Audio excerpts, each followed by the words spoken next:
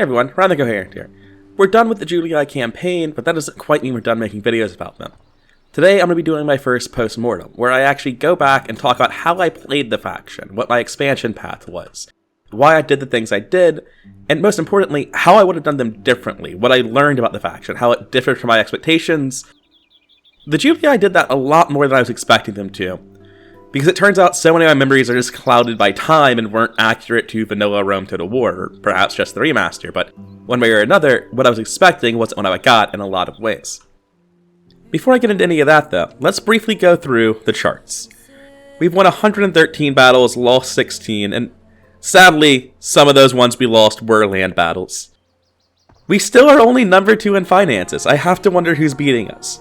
We're allies with Spain, and all our other allies betrayed us when we betrayed Rome, so that sort of sucks. We have 61 family members, and let's go take a brief look at our family tree before we look at everything else. And I really wish I could zoom out on this.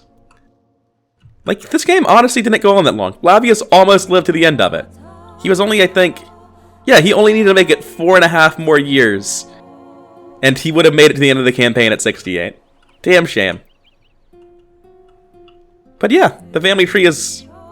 You know, it's a family tree. I didn't pay attention to too many people other than Flavius and Quintus, to be entirely honest, but... It feels nice, for some reason, looking at the family tree. It makes me feel genuinely remorseful for not paying more attention to my family members. I do want to see if there is a selection for dead factions. There isn't, but I can select living factions and then flip it, can't I? Sadly, I can't zoom in on this chart, but it is very funny to see the list of factions that are dead. They're exclusively factions that I wiped out, and all of them were near the bottom. They never got close to me. And I say all of them were near the bottom, but I wonder if that's just where all factions are. Egypt is the only faction that meaningfully got ahead of the pack at all. It looks like the Scipii were sort of doing it, but they didn't quite manage to. And then there's fucking us. Then there's the Julii. In territory, no one's close. In finances, the Scipii have been hoarding their money for generations. They have more money than God, apparently. In population, I'm doubling Egypt, and they're the only person who's even close. Overall ranking, it is a slaughter. And militarily, it does look quite a lot like I could take the entire rest of the world in a fight at once, which checks out, because that's what I've been doing all campaign. Now, I actually do want to go over to my settlements and see if I can organize this by anything. So in the future, when I want to organize my settlements by something, I'm going to do it this way. I'm going to use the public order sort, and then flip it to see how angry people are. This is a much more effective thing than using this complete liar of a map that, for whatever insane reason, will list this 68% rioting as orange. Like, that is the most baffling shit in the world. It's just wrong. Anyway, I'm going to get sidetracked complaining about that for a while, I think. But to quickly look at my cities, we sort them by turn income, highest first. We would see Athens, Thessalonica, Pergamum really aggressively dominating this. Athens and Thessalonica in particular are just much better than all of my other cities. And it looks like it falls off into a relatively close race between... Oh, actually. Yeah, there are a whole lot of cities hovering right around 2,000.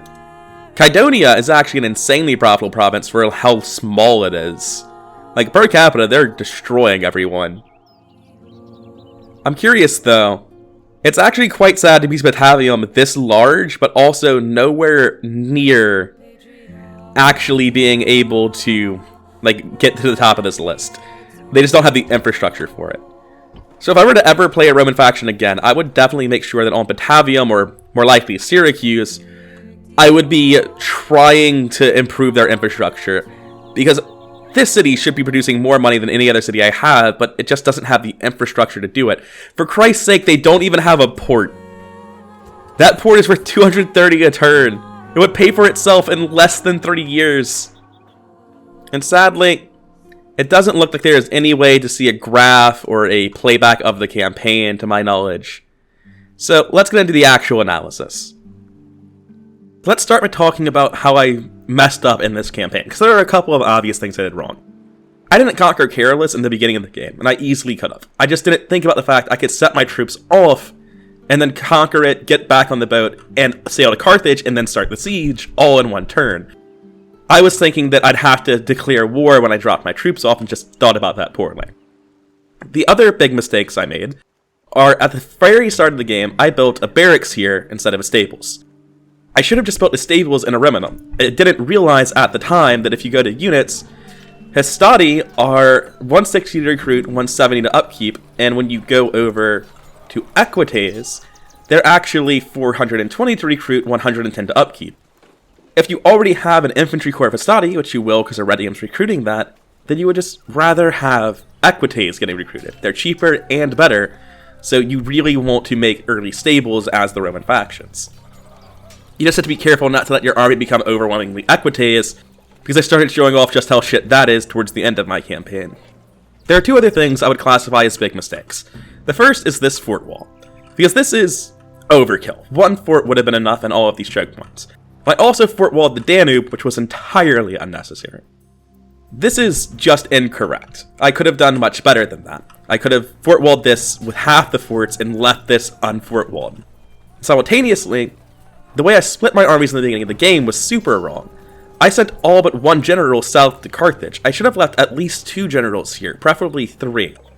That way, once I had one against Gaul, I could have one general doing the fort walls and the other 2 taking most of my army and going east. That's another thing I could have done much more efficiently. I can't help but notice I finished the campaign literally 1 turn before the Marian reforms, which feels pretty fucking bad. However, I realize now that the Julii are actually the worst faction to try to succeed with the Marian reforms. Because as both the Scipii and the Bruttii, you can take Syracuse as your first settlement and then start mass enslaving. Whereas if I had occupied Carthage, there's no way they wouldn't have rioted non-stop.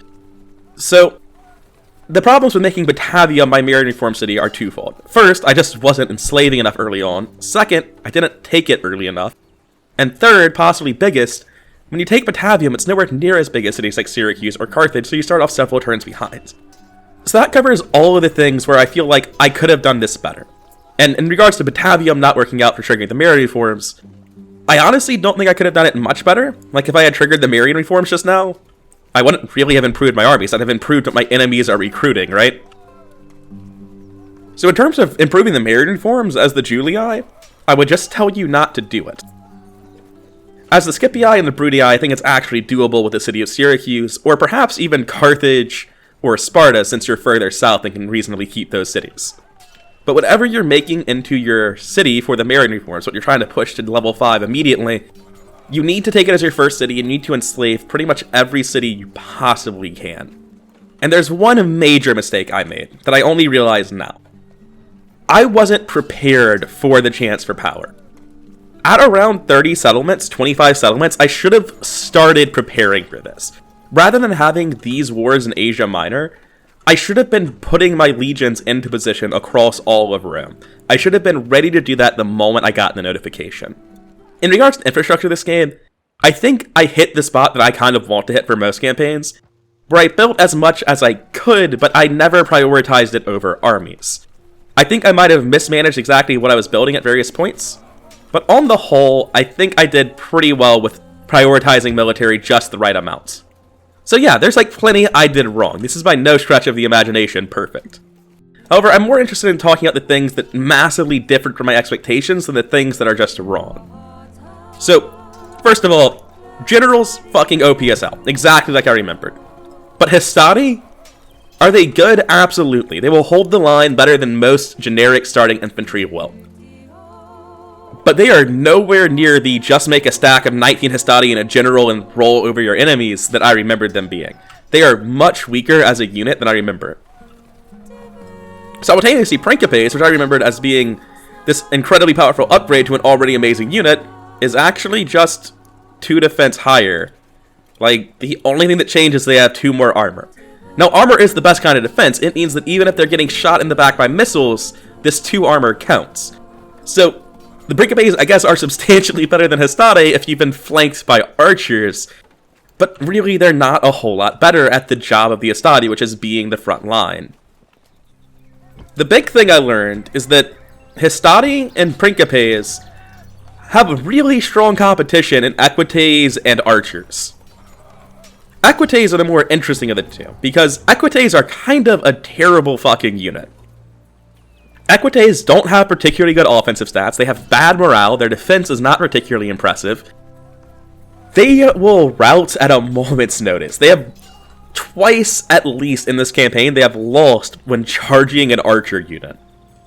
It is unreal how bad an Equites is, but simultaneously, flanking with cavalry is so strong that you have to build Equites early, and you should be building a whole lot of them.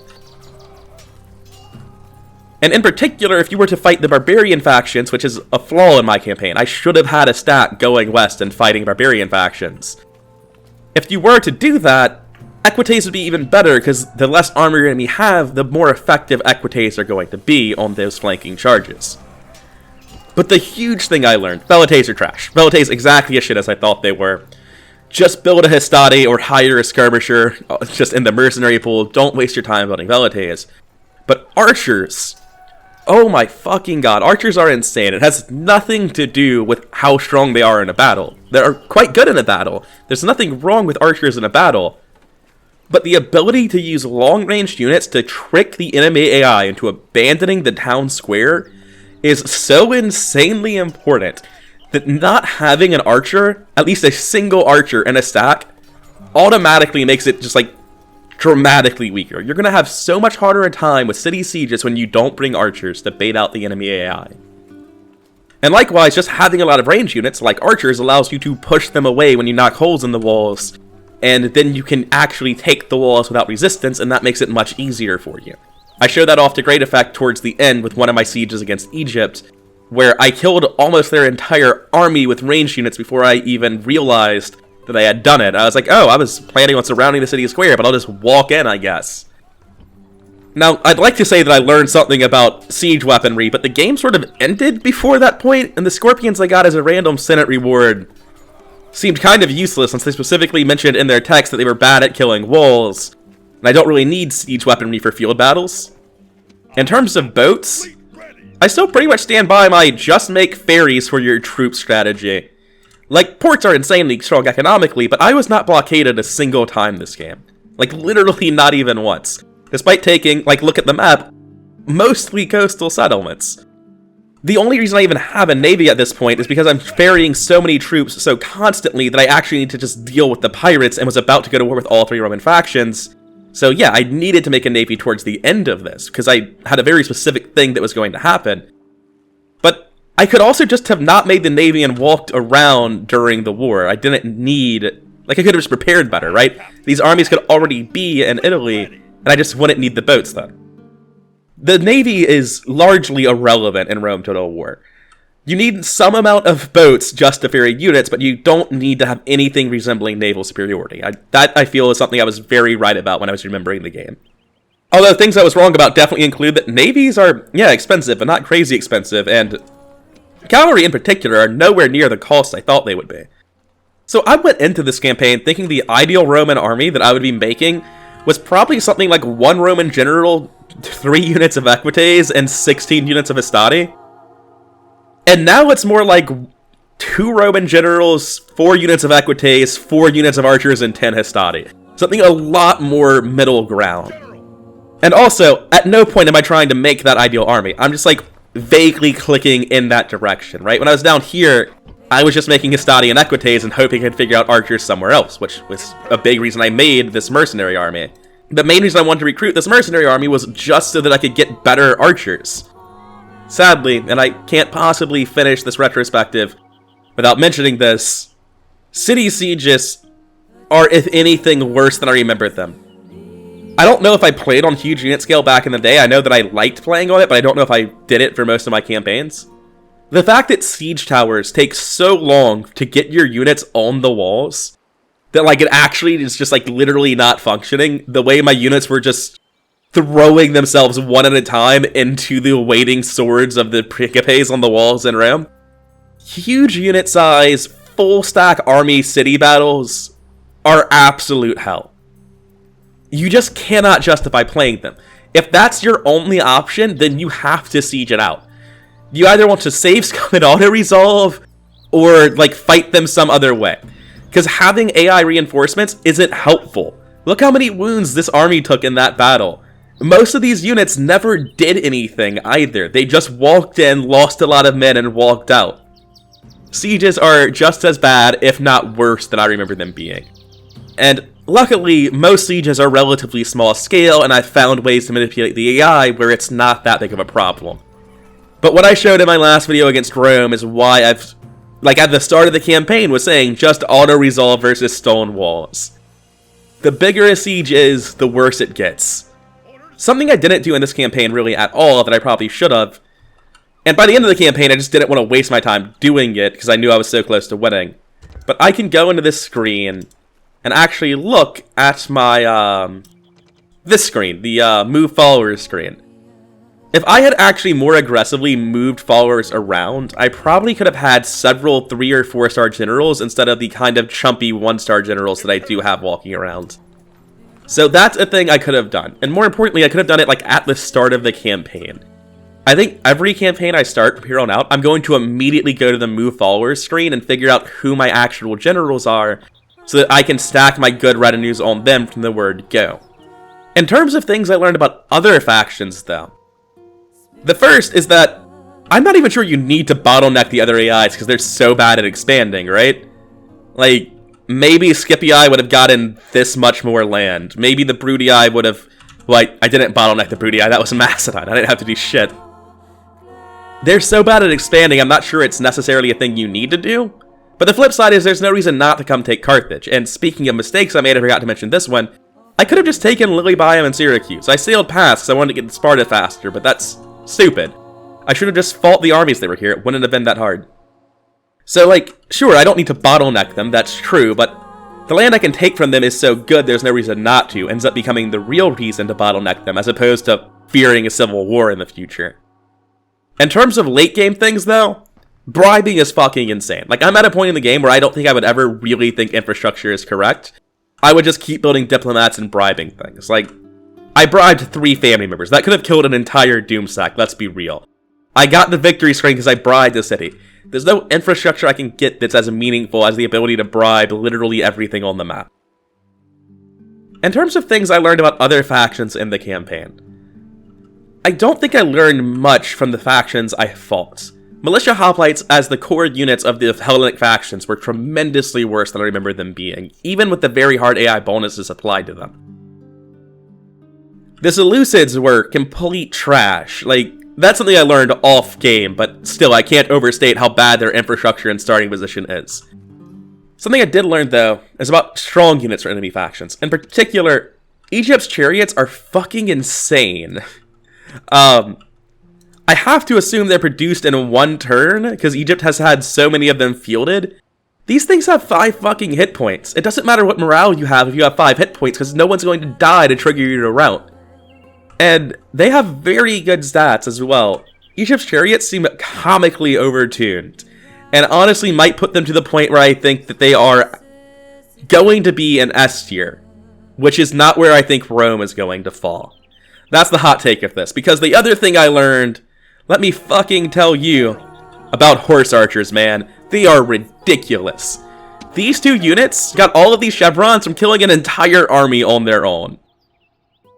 If you actually go look at the starting infrastructure of Parthia, Armenia, and Scythia, they all start with a half stack of horse archers. They all start with the ability to produce horse archers in all their cities.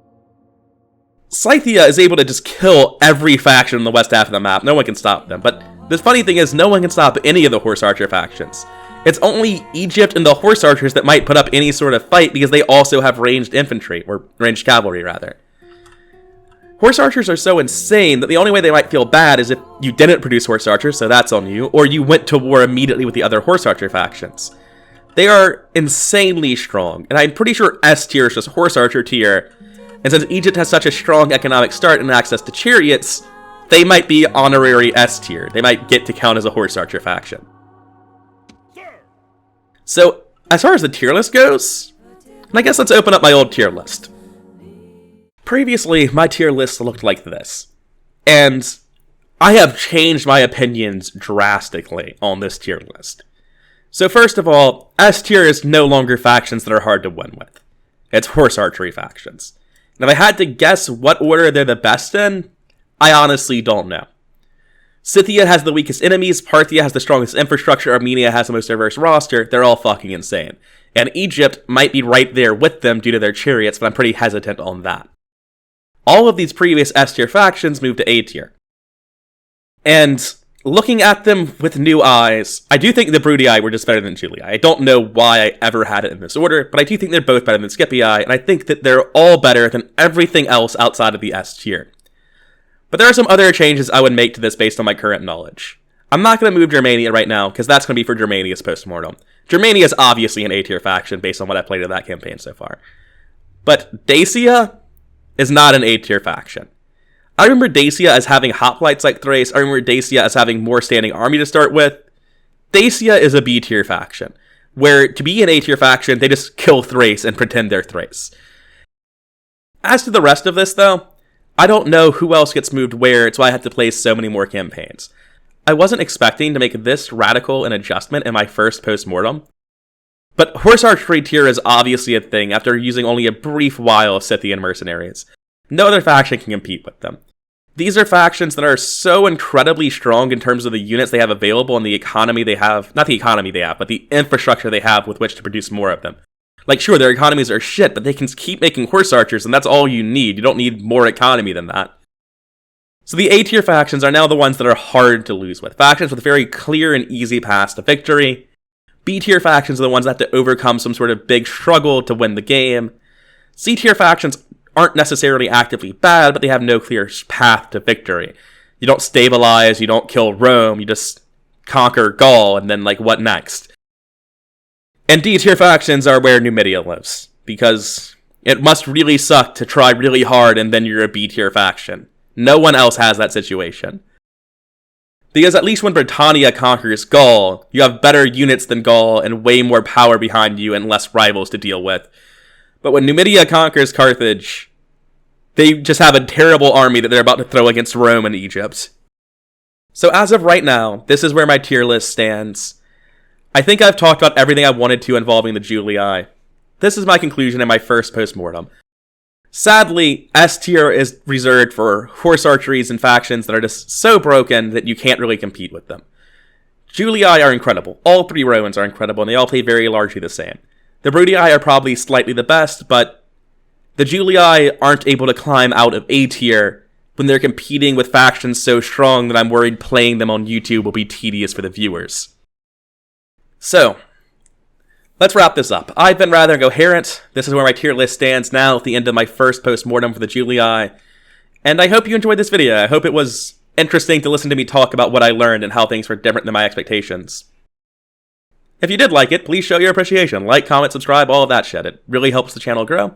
And if not, hey, whatever. To each their own. I'll see you around.